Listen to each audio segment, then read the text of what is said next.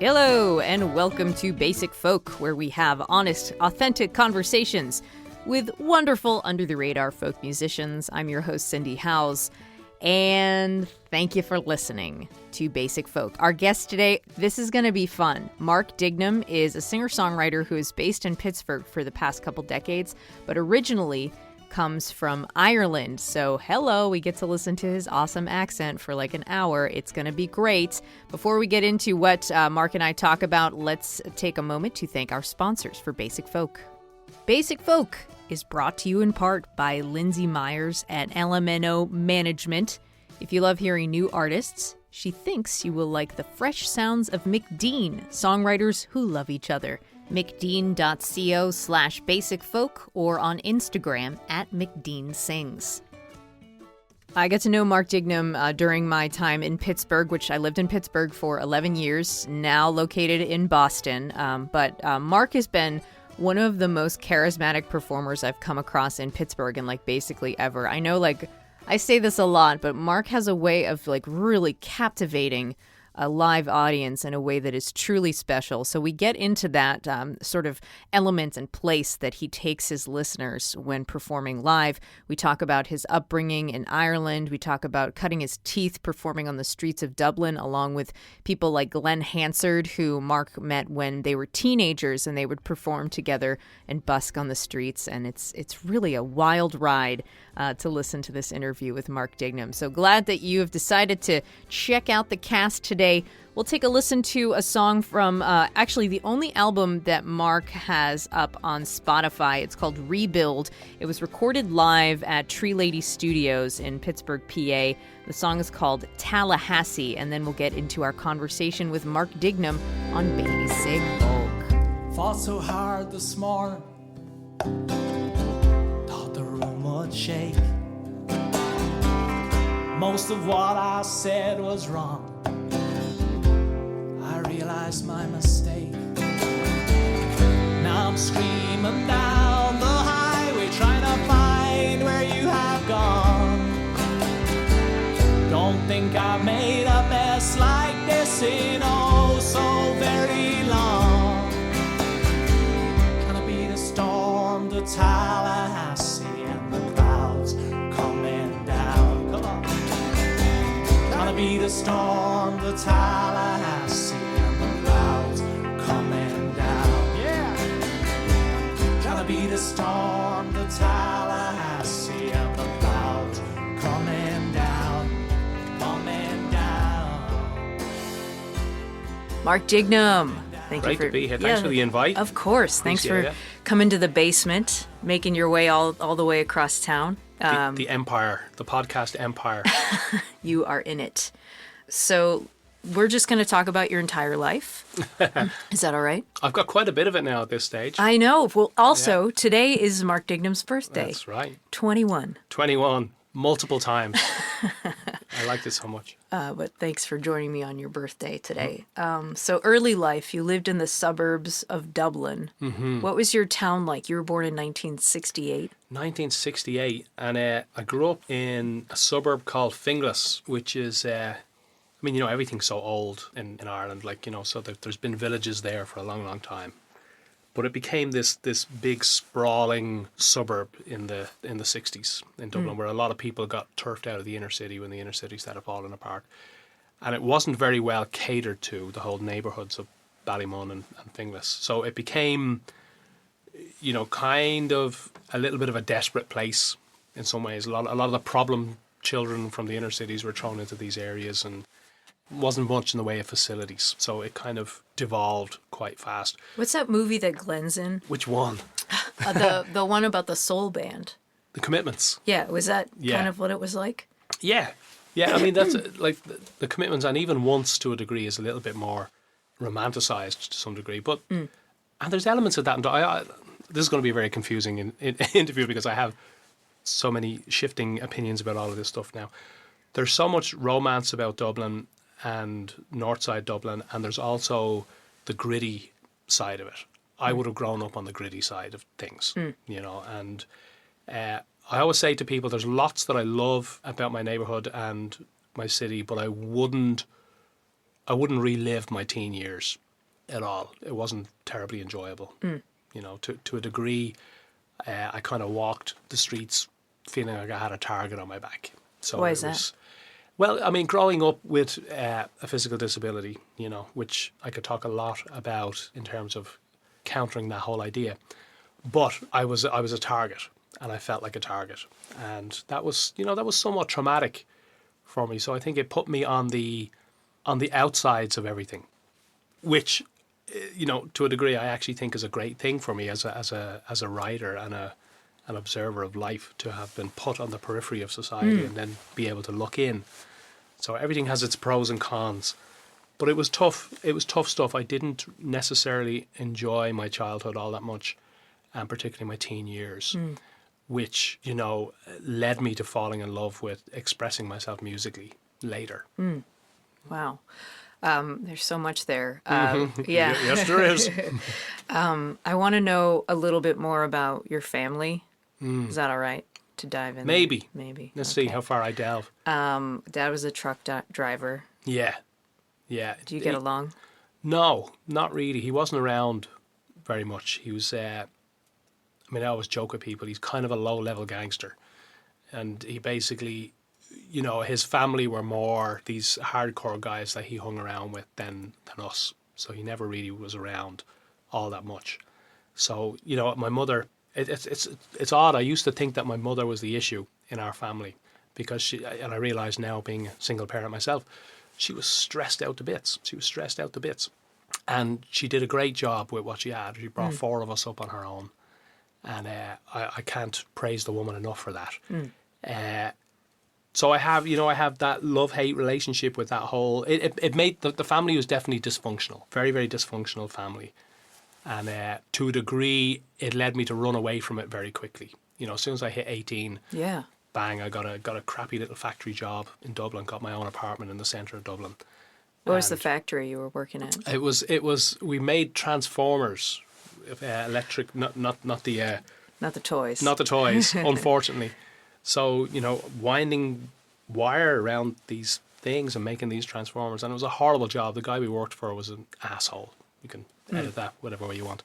No, you can swear on this podcast. Oh, I can? Yeah. Fuck, that's great. So, yeah, it was a terrible job, and I eventually walked out of it and went busking, pretty much. I'd already started. And did you make your rent that way? Just busking? about. I mean, the thing is, I mean, back in the 80s, you know, particularly most of the musicians, everybody was on welfare, pretty much. We called it state sponsorship of the arts, you know.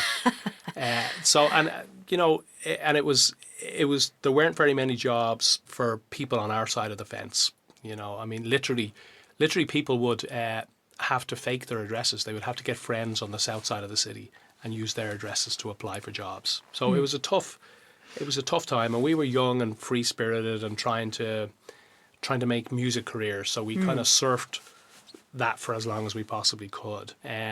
Did we manage to pay our rent? I was incredibly lucky, actually. My apartment in Dublin was so incredibly cheap. I actually lived in... It was almost like a derelict building. Half the building was derelict, and there was 2 floors on the top that weren't. So there was no heat in the place, and you know, Ireland doesn't get as cold as it gets here. Yeah. But my rent was so cheap, and my landlord trusted me so much that I would literally only pay my rent twice a year. Wow. He would turn up twice a year and say, "Do you have the money? Are you all right for it?" And I would say, "Yeah, sure," you know, because I'm good with money. So I was like, You'd give him like 6 months? give him 6 months rent at a time, like, Wow. you know, and Unusual. And it was incredible. I mean, I often think there might have been some kind of scam. The guy might not have even owned the building.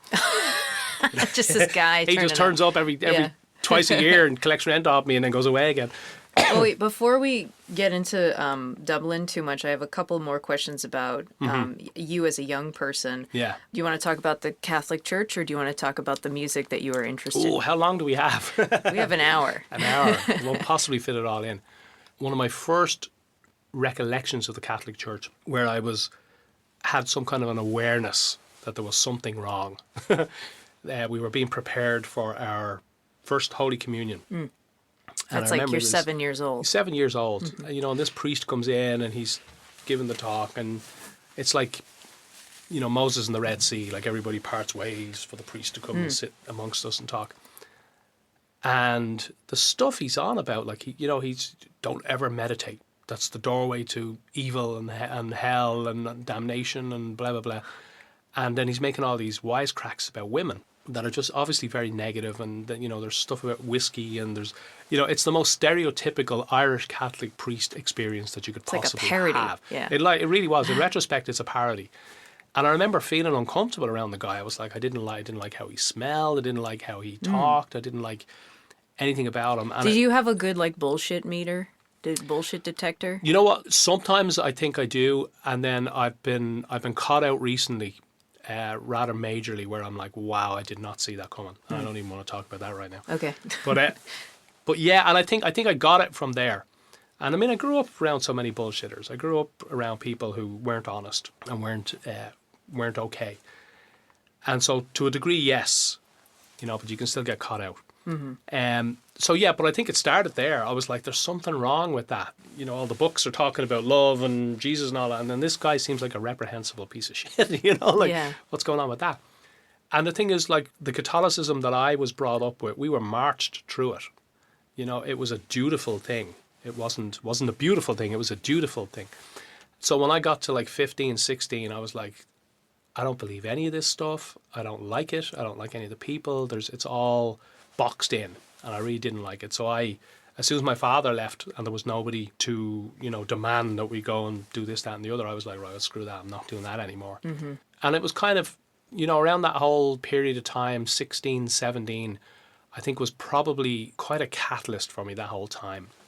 It's when I started hitting the streets, myself and Glen playing, and I came in contact with a whole bunch of very, very different people that all these Southsiders that I didn't hang around with. I lived on the north side. And I got introduced to books and ideas and different ideas that I'd never encountered. The world started to The world open. really opened up. It was, you know, it's almost like, you know, that crossing of the Liffey from north to south really changed my life, you know, and I learned, or I began to learn so much about everything from there. Wow. And I remember having conversations with you about the type of music that you were into, maybe later on in the 80s, like the House Martins and stuff like that. But like as a kid, what was resonating with you? Well, you know, it was funny, when all of that stuff was going on, I didn't like it very much. Like the Cure, Echo, the Bunnymen and all, I was surrounded by it. Crazy Stuff. I was into bad music when I was 15 and 16. Like what? I liked a lot of like hard rock and metal stuff, and I think it was the energy. I had a lot of anxiety and anger in me at that time, and that was really great for it. It's the interesting thing that the Commitments really got that whole thing right about Dublin, how music was everywhere, like absolutely everywhere, and it really permeated our lives. Did you play music as a young child? No. My parents... That seems like not what I would have imagined, you know? Yeah, well, yeah. And I mean, I don't know. You know, we didn't have a lot of money when I was growing up. So my parents bought me a guitar when I was probably 15, 16, and then I started playing and went out in the streets with it. So I didn't have it. But still, there was music all around us. Like, I mean, the big thing in Ireland is, you know, Sunday afternoons, it's always like a trad session somewhere in a bar or something. There's always music going on somewhere. How old were you when you drank your first Guinness? 16. I was late to the game. Pretty late, yeah. I was late to the game. I was always a good boy until I wasn't. Yeah. And then, you know. No, I've always been the conscientious guy, and the more... any dabbling I've ever done in anything has been very conscientiously done. You know, anytime when I think it was in my mid-20s, I said, okay, I'm going to try drugs. Let's see how that goes. So I spent like, you know, a year. It was this girlfriend I was hanging out with. She's a lot of fun, great woman. And she was like, here, let's do some acid. Let's do some ecstasy. So did a handful of that for a while, and then said, right, great, did that, move on. You know, and I've never done it since. Where does that trait in your personality come from? It's a Capricorn thing, I think. I honestly don't know. I mean, I question it a lot, because to some degree, I'm probably a lot more liberal and radical than a lot of people. And then there's this other part of my personality that's very meticulous and very perfectionist and very intentional. Mm-hmm. That's a very big thing for me. I try, and even more so now later in my life, I try to be very, very deliberate about everything I do, you know. And I'm also deliberate about not being deliberate, you know, if you can get that idea, where I just say, right, it's time to let off all the fucking handles and just like go down the chute and see where that takes me. Sounds like but I've done a lot. Yeah. I've lived. I mean, one of the things that I love about my life is that I have hung out with homeless people on the streets, like drug addicts, and I have hung out with billionaires and everything in between. And I've hung out in at least 10 or 11 different countries at this stage, and multiple cities. So I've had this wide experience that I wouldn't have had if I didn't do music. So I adore that aspect of my life. Did you know that the Danes don't like the Greenlanders? No.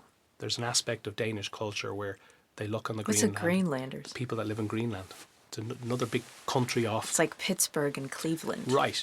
they think of some of them. That blew my mind, and that's It doesn't make any sense to an outsider. Yeah. And I didn't even know it existed. They think of it like the Mexicans here, coming here, taking our jobs and all Weird. that. So I've had all these experiences that I never ever would have had if I hadn't have taken those steps out of my community with a guitar on my back. Yeah. Glen Hansard. When did you guys meet? I was probably 17. He was about 15 and a half. And it was my brother brought him to the house first with another buddy of mine, Jimmy Judge, which I haven't seen in a long, long time. And they showed up with this redhead guy. Says, he's into music as well. You should talk to him. And so the two of us started talking about guitar and music we were into. And then he brought his guitar over the next time. And we literally sat down working. It's very funny. Glen was a Dylan fanatic at the time. And to the extent that like he lived and breathed Dylan. Everything he looked like Dylan, he sounded like Dylan, everything. And I was the little rocker. I was on into AC/DC and he kind of was as well. So we bonded over all of that. And there was a local youth club thing, had a talent competition. And we said, let's go, let's do it. So we went. A youth club. A youth club. So our first time on stage, I think, together was at this youth club.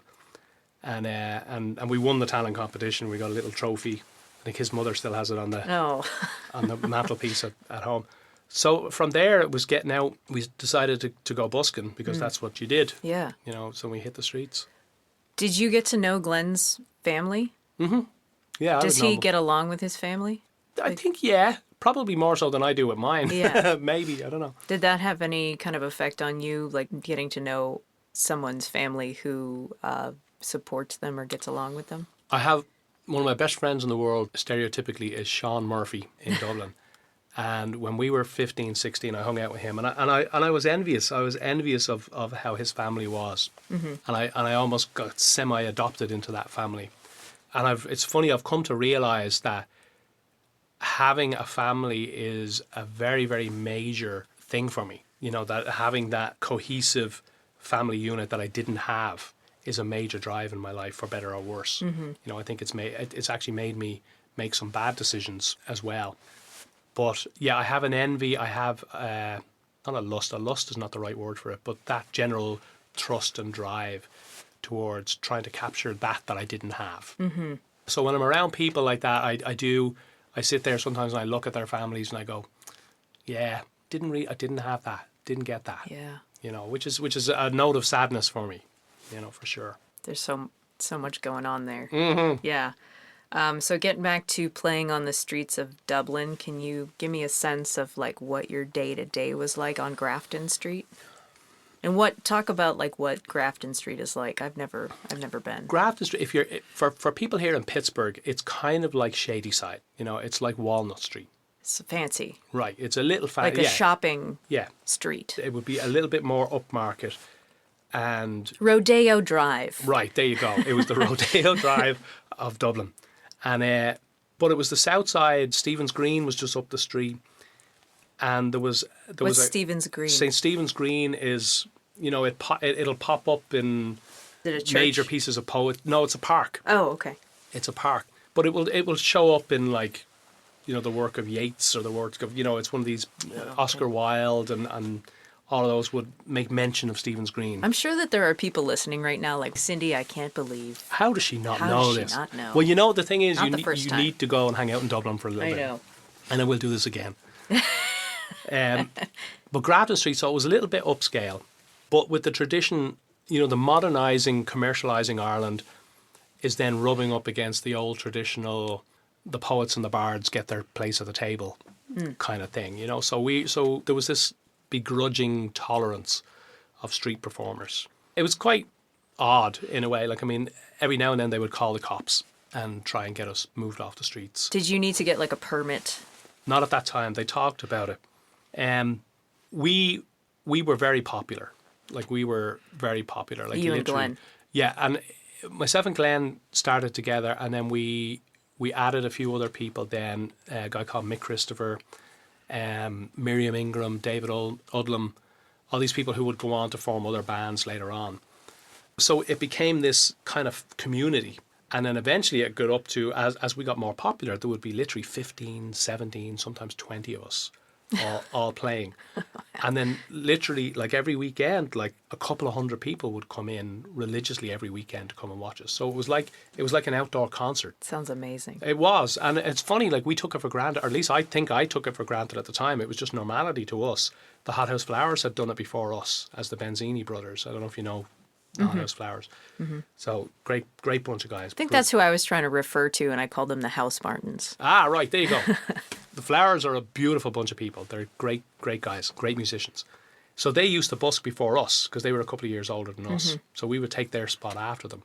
And it would be the same thing. Like, eventually we would get a couple of hundred people who would come in on a regular basis and just stop the whole street. And HMV was across the street, and they had the record store. The record store. They had these windows, so there was balcony seats. There was all these people that would line that's so cool. the windows of HMV. So it was pretty incredible. And like, all of a sudden, you know, you'd be in the middle playing, and one of the Waterboys would pass by. Sure. You know, or somebody would say, "Jay's guys, Van Morrison's in the audience," or something like that. You know, or Sinead O'Connor would be in the area. So it was that kind of scene, and we just shrugged our. It was what we were in the middle of, and it was what we were doing. And for me, it was an amazing time because we did nothing but live, talk, and breathe songwriting and performing.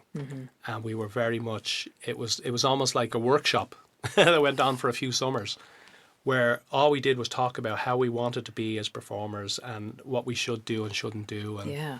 And it was very much the formative years for us. Yeah, like your education. Yeah. Yeah. You know, and then we kind of started moving on into some of the songwriter nights. There was a very influential guy called Dave Murphy who had been playing. He played around in the 60s and 70s, and he would do these gigs that he would curate very tightly.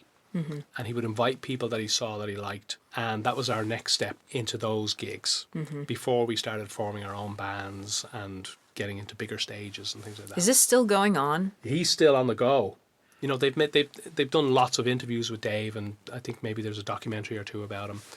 And I always reference Dave because I think he shaped a lot of us after those street performances. He would, you know, teach us how to be on stage, teach us how to treat a stage. You know, and I have a great reverence for the stage from those. Don't you think a person like Dave is just integral to creating an authentic music community? Absolutely. Yeah. Absolutely. And I think it's also, there was some venues as well. I always think of Dave Allen in Whelan's. Whelan's is one of the big stomping grounds in Dublin where everybody has played. A few of those people were very instrumental, where they consciously put their fingers in the pie to see what was in there and what they could do with it. You know, I remember going to Dave Allen in Whelan's at one stage saying, you know, I'm looking for a gig. And he was very honest about it. He was like, you know, I don't think you're ready yet. But here's what I'm going to do. I want to team you up with this, and this person and see how you do. So there was like an opening set. Yeah. Yeah. So there was a little bit of shepherding to some degree that I think is very, very important for a scene, for any scene. And I think that they're the ones that actually do blossom when there are people that take an actual, you know, stroll outside of their offices and rather than waiting for everything to come to you. Because what happens when you wait for everything to come to you is you get what I call the front row. And the front row is usually the people who they've got a bunch of money to spend, and they're the ones that can scream the loudest, but may not necessarily have the actual talent. But you've actually got to go in and fish into a scene and say, who are the people who are really doing it? Right. Not the ones with the best press releases. You know, I mean, I spent years opening up for bands who had all the best amplifiers, all the best instruments. They could afford to do magic looking posters and PR and things like that. And then when you sat down and listened to their music, you're like, this is fucking shit. There's nothing here. You know, it's a bunch of upper middle class kids that have all the tools. Yeah. You know, but they're the front row. They're the ones who can get to the system quickest because they've got the resources. So I love any scene, any person in a scene that kind of quietly steps over that and says, well, who's the people that can actually play? Who's the people who can actually create? I really subscribe to that. Right.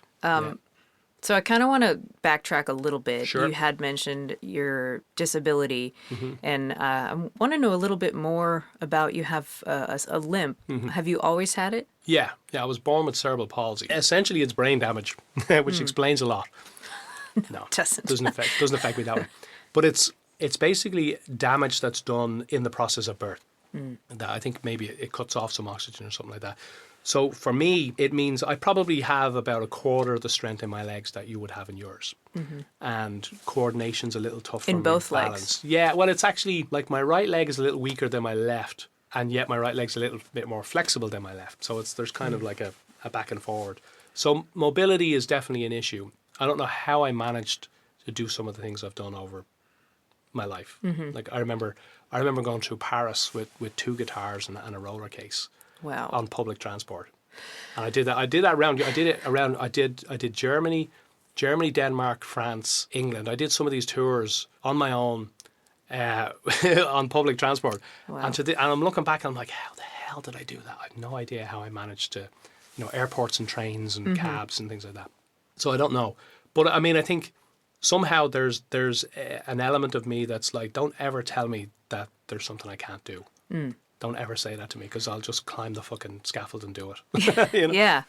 I think over the years that I've known you, I've come to realize that, like, you can just do anything. Yeah. Like, I'm not around people a lot that have, like, disabilities or even people with, like, a speech impediment. I was talking to a Pittsburgh rapper, Nardo Says, recently, he has a speech impediment and he stutters.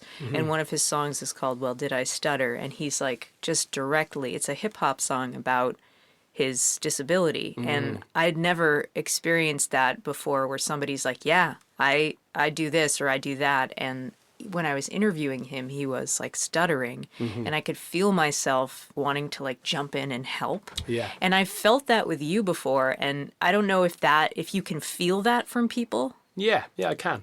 Absolutely. Some more clearly than others. I always say to people, like, questions are never a bad thing. Never feel that you can't ask. It should be an open thing. It's something that's, not terribly obvious about me. I've had a lot of people who are like, oh, what's up? I didn't realize that you had any kind of issues at all. I'm very open about it. I don't necessarily want it to define me because it doesn't. It's an aspect of my life. And I have very opinionated opinions about the whole idea where I'm like, is it really that I have a disability or is it that society really doesn't cater to a wider scope of humanity? Yeah. I mean, if you designed the world with a few less stairs in it and things like that, I probably would do a lot better.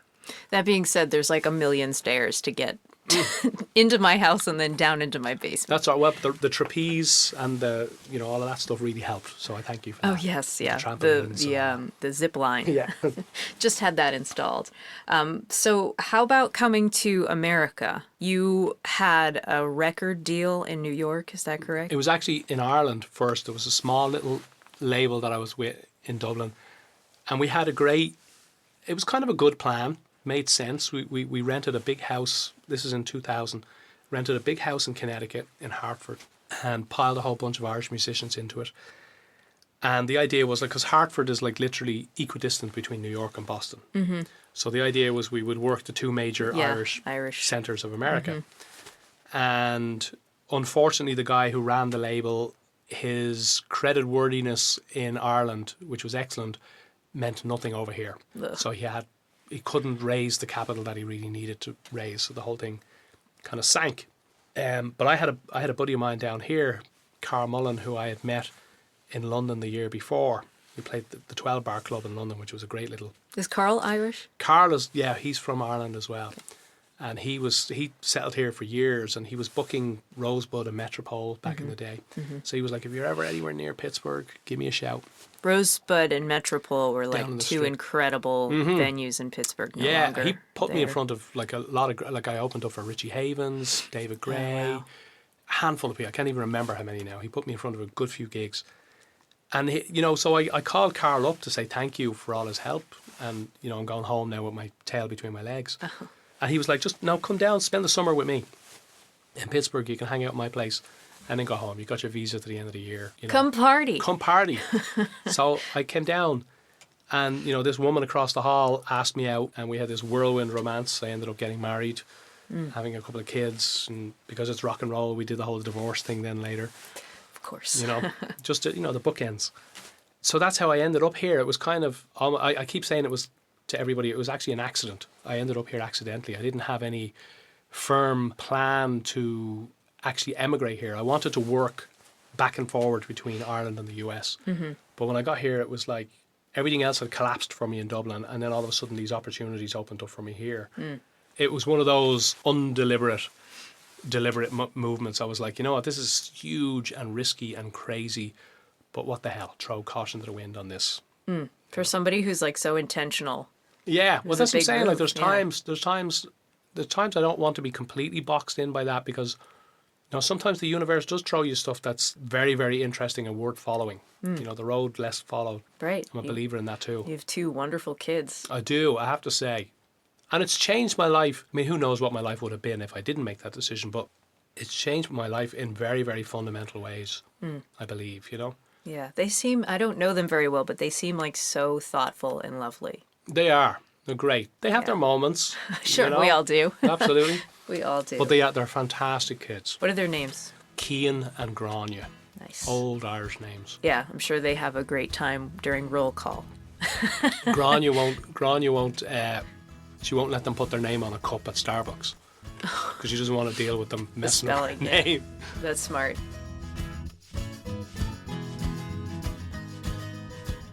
Let's talk about the culture shock when you first came to America. I'm thinking, I don't know if this could be labeled culture shock or not, but I read a little bit about the diversity that you experienced in America. It's not like that of Ireland, where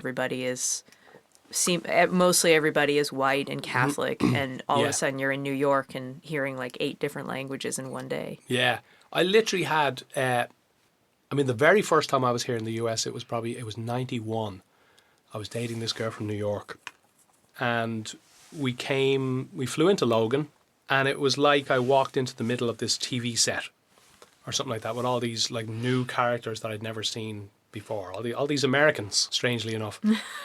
Because, my upbringing, it wasn't diverse. Like, I literally grew up as a kid thinking that the world was white and Catholic. So even the idea of Protestants was odd to me Right. at the time. It was a bit of a culture shock, and I'm not sure I'm over the culture shock of that, even though I'm like almost 19 years here. There's still stuff about living in America that I think it's such a fascinating history and such a fascinating social experiment. The whole thing of how quickly so many people got thrown together. And I think America is still trying to work that out. Yeah, it's so funny. I don't think most Americans think that this is an experiment, but there's really nothing else like it. Yeah, so much of European history, you could argue, has been sorted out for a long, long time, even though it's tumultuous now. But there's a lot of things, I don't know if I'm explaining that correctly. As I said, it seemed like my history was thousands of years old and had been pretty similar for all those thousands of years. There's the Irish people. Can you name your family history going back to my the family, 9th century or something? Yeah, the 12th on my dad's side at least. Our name, Dignam, is not a very common name in Ireland, but it is still one of the older ones.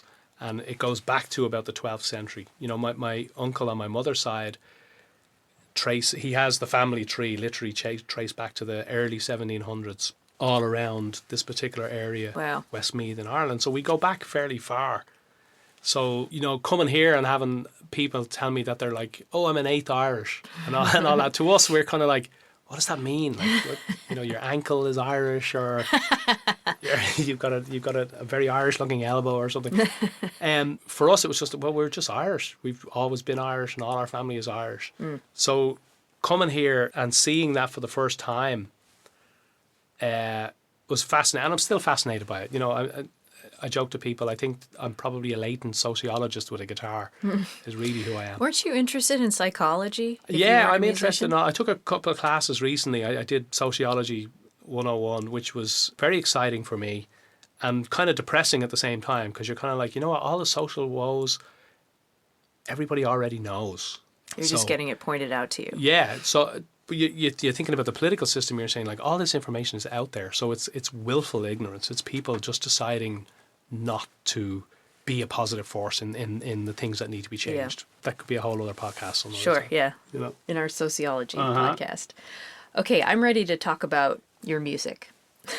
After 45 minutes of talking about Ireland. Squeeze in a couple of minutes of stuff about music. When you perform, your songs have this immediate emotional quality to them. It's like you're kind of like transcending your own self. Like, I feel healed when I hear you sing. That's beautiful. Thank you. Yeah, of course. Can you talk about how performing music feels? Like, do you also feel healed? Yes.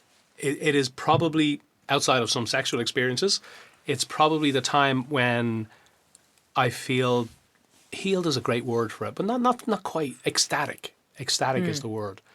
I literally have had experiences on stage that feel like drug experiences, that like feel like I am. And from that year. Yeah, from my 25 to 26. I literally have had ecstatic experiences on stage. Oh, isn't that great? You can experience that without drug. And literally to the point of singing particular notes that I don't know, everything around me, that a resonance happens. It's like opens a chakra or something. Something like that. Yeah. Whatever it is. And I have literally had ecstatic experiences on stage, and it's probably the space in my life that I feel the most completely me is when I am performing and doing music. And it makes sense to me that you have this like really lovely sing-along quality of your songs, because whether you know it or not, you must want the people who are listening to feel what you're feeling. So you're kind of a master of using like non-words in your songs, like whoa and la's and like all that kind of stuff.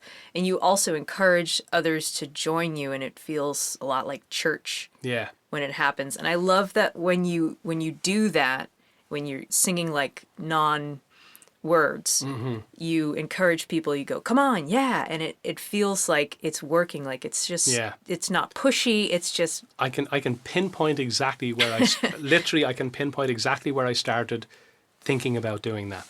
Because when I started, I was very heady about the whole thing, and I wanted fancy chord progressions and changes and all these like technically stuff that made me look like a musician. And my lyrics had to be like super, super deep and things like that. And then my record company took me to Dignam, which is basically the European South by Southwest. So it happens in Cannes. And so I got to go down to Cannes for a couple of days, and I did this workshop. I did this showcase. And it's supposed to be for labels and all this. But it turned out to be this little hotel room. Myself, Martin Hayes, who's an amazing traditional Irish fiddle player, he was on after me. And so sometimes when you say Irish, you get a particular group of people who show up. Like an Irish musician is playing, yeah. So, they've got their shamrocks and they've got their, the paraphernalia. So this room was full of people. Wait, do you mean like shamrocks and paraphernalia, like it's like messy, drunk St. Patrick's Day people, or like not that? That's even another thing. But there's like I remember seeing the Frames play in Cleveland. They opened up for the new pornographers. And they'd show up in all the Irish jumpers and like sweaters, you call them here, and they have, kiss me, I'm Irish almost. It's almost like if something Irish is happening, they have to turn up to it. Okay. They don't even know what it is, and often they're disappointed because they're like, well, that's not Irish, and yes, we very much are. But so I ended up in this showcase, and the front 2 rows of this like 5-row little showcase room was full of French millionaire women who had all these fur coats. They were dripping with gold, and they were sitting in the front row, stoic, waiting to be entertained by Irish music. And I realised that they couldn't speak English. I died a death in that room. It was horrific. Wow. Because they just didn't get it. They heard me say the word God in one song, and it was like, isn't it great that he's religious? You know, if they'd only known what I was singing about. And I thought about it from that. So, you know, I was like, wow, I've really created a barrier for myself between, you know, if I want to be an international folk rock star or whatever, I have to be able to reach people and take down those barriers. So the big thing for me is taking down the barriers. And I started thinking about, you know, what is it that's great about Irish music? And it is that sing-along thing. And so I'm a big believer in choruses. I'm all about choruses, and I'm all about, it's a concert and it's kind of a pub gig at the same time. But I am very careful to not allow it to swing completely too far to one extreme or the other. You know, I don't want it to be a pub gig. If people interfere with my gig, I'll throw them the fuck out. You know, and I fought with that when I got here first. When I got to Pittsburgh first, and I started playing Club Cafe, and there was people like talking away at the Chatty Cathy's. Right, and it was like, you know, I think the people that were running the place at the time weren't too happy with me, because I would say, look, you know, if you're not into it, leave. You know, and they're like, what the fuck are you doing? Telling people to leave. And I'm like, because I wanted to create a concert environment, but also that community thing. Yes, you can join in, but you can't piss all over the whole thing for everybody else. You either do it as a community or you get the hell out. Right. And I think I've achieved that. You know, I haven't had a show in a long time that I've really had to fight for. You know? So that being said, I've talked to people about this before, about the line, you know. It's like for you, you'll have this open-hearted song that's like arms wide open, but somehow you're not crossing that line into being too naive or too idealist or basically just like a I do that in my cornball. personal life. Yeah. You're being romantic with your music, but we believe you. Do you know what I'm talking about? Like, Right. There's that line. How do you hold that line? Are you familiar with the line? Yeah, no, absolutely. It's Bono's had a great thing at one stage, because people were hammering him about his songs, and he's like, "Oh, you know, you're not really like that." And he says, "You know, my songs are aspirations. It's me talking about the aspirations of who I want to be and who again, it's that pendulum thing and trying to control the pendulum. Sometimes I want to be very, very personal and really open things up, because I want to open the world up for other people to have their experiences validated. It was a haunting and beautiful thing one night. A woman come up to me and said, "I hope this doesn't freak you out, but I was very close to killing myself one night, and one of your songs convinced me not to do it." And I was like, "Oh my God." And she says, "I don't want to tell you what the song is, because I don't want you to get caught up in that. Yeah. But I just want you to know that what you said in that song, I got it.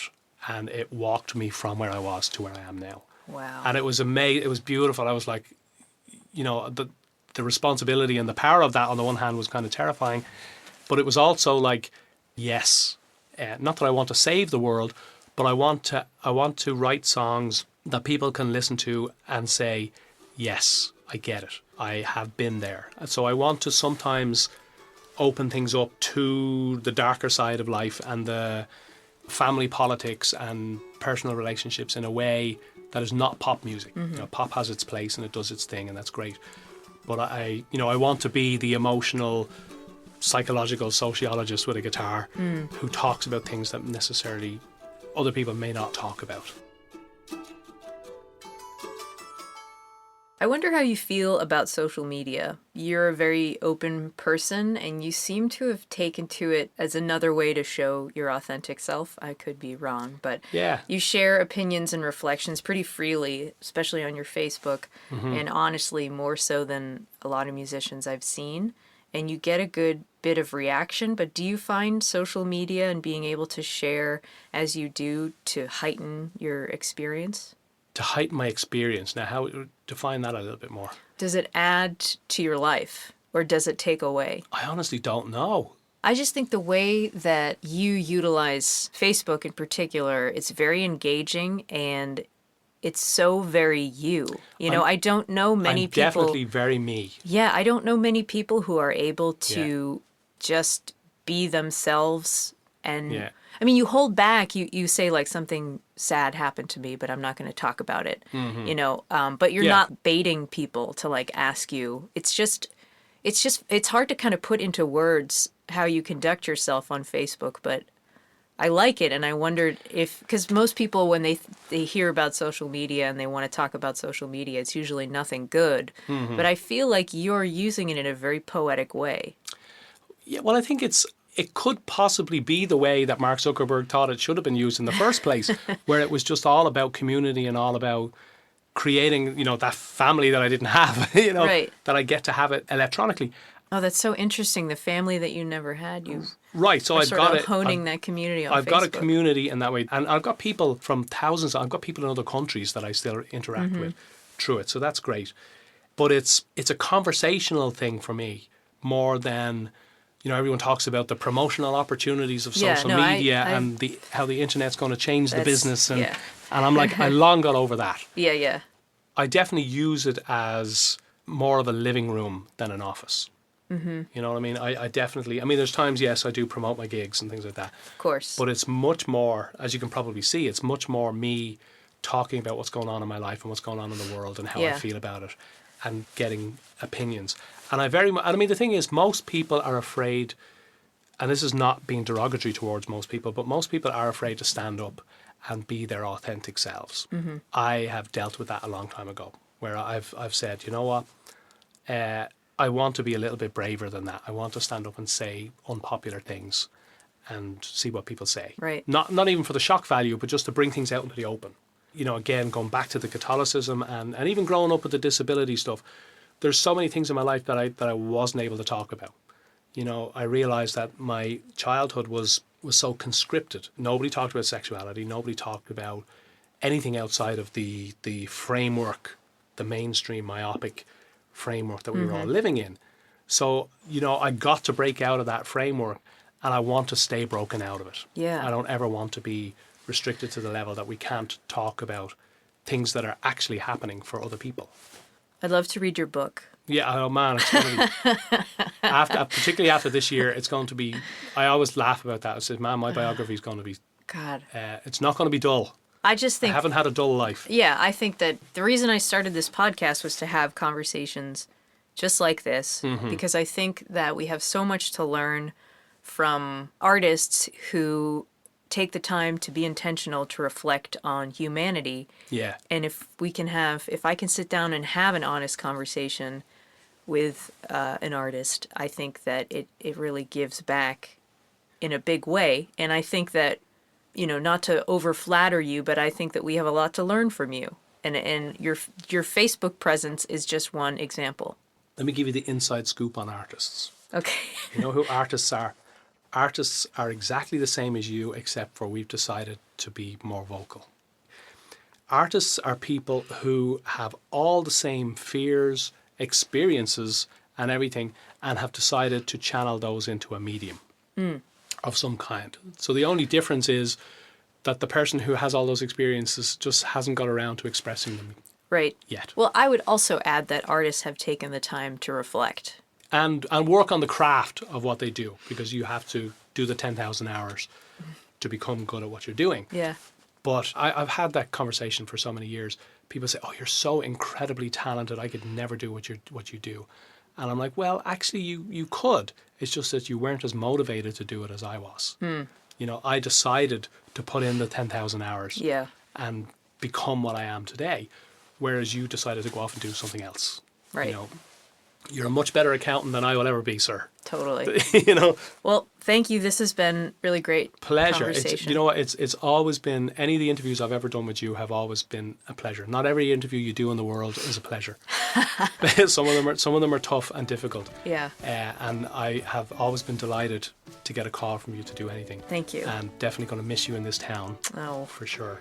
Well, you can come to Boston anytime. I've heard that that's a possibility. Yeah. I will do that for sure. It's a place for you. All right. Thank you so much. Thank you. Pleasure. What a really special guy, Mark Dignam on Basic Folk, and hope you get a chance to see Mark live. He does tour around.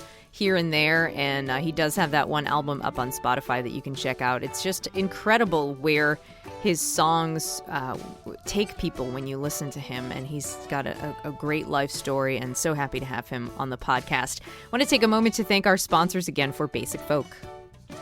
Okay, Basic Folk is supported by Lindsay Myers from LMNO Management, who suggests that if you like this podcast, you'd also like the band Tina and Her Pony.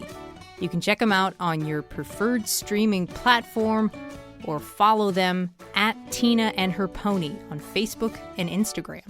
And thanks to WIUP in Indiana, Pennsylvania, which airs Basic Folk 2 p.m. Eastern every Saturday. You can listen on 90.1 if you're in the Indiana, PA area, or at their website, wiupfm.org. Thanks to Laura McCarthy for producing Basic Folk and Alex Stanton for the music. I'm Cindy House. You can find more information, show notes, and all that at cindyhouse.net. Please subscribe and tell your friends about Basic Folk, and we will talk to you next week. All right, bye.